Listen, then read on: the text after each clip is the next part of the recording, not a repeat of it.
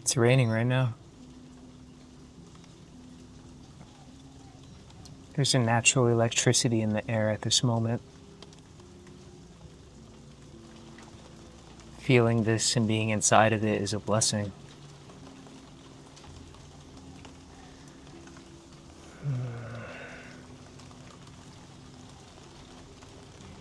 It's normal and it's okay for us to be in our own way, to be stuck at times, to feel this constant karmic loop that occurs.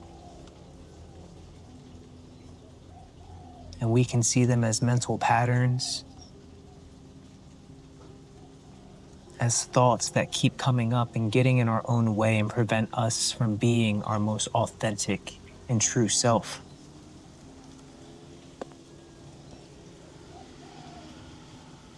So why is it that people can be aware, and someone can be aware of their own thoughts, their own loop patterns, but still not be able to escape them?